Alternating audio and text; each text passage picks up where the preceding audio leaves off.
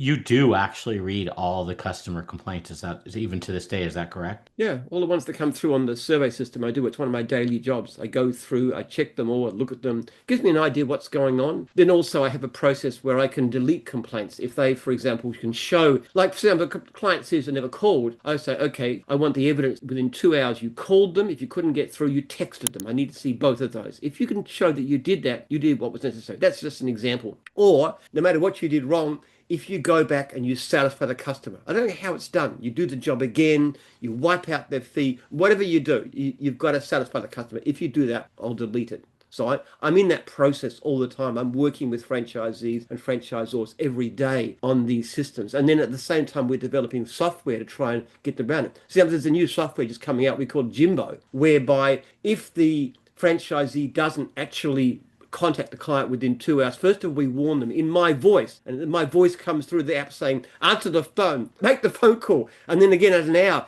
you got to do it.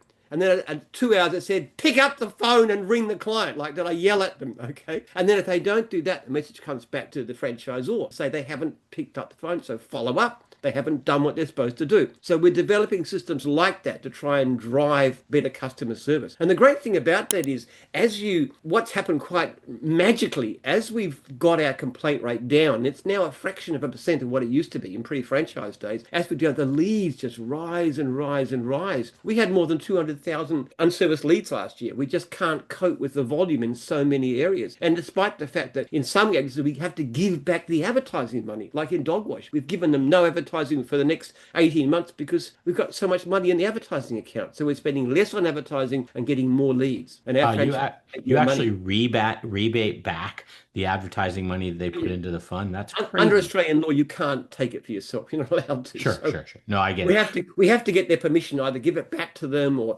don't charge them advertising for a while, or they can get all their, pay for the conference they want to have. They get to vote on how to spend it, but we can't take it. But that's highly unusual. I mean, I've been part of a lot of, at least in the States, I've been part of a lot of franchises, and you rarely, I honestly can't even remember if I've ever even seen a rebate or a lack of use. Usually it's the exact opposite. It's usually like, hey, we're paying into the fund for advertising. What are we getting for this? And it's usually more of the complaint in terms of any type of return for it. Well, we're in a very different situation. Our service is modestly speaking, it's very, very, very good. We have a system called Bizzer, actually, where we sell the surplus leads to independent contractors. And we have a very rigorous process there. If they don't respond properly and get bad, we cut them off. Just cut them off the knees. You're not getting any more leads. So we're pretty harsh. But even with that, they're not as good as our guys. They're not as good as our franchisees. And even they complain about it. They say, hey, we give great customer service, but you guys you're insane about this system.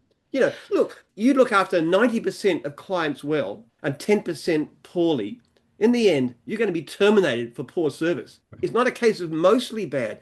You have to look after all your customers properly with very, very few exceptions. And then you coach them and you warn them and stuff. It's an extremely tough system. And look, franchisees get upset about it at times. They really do. I think that you're affecting my mental health. I can't sleep at night because of these complaints you send through. What is wrong with you? Don't you care about us? And I say, well, I do. But if I'm going to get you to be successful, you have to give great service. And so does everybody else in Jim's group, because that's where we keep the really good flowing leads. So it's not just about having enough work. It's having work that pays well.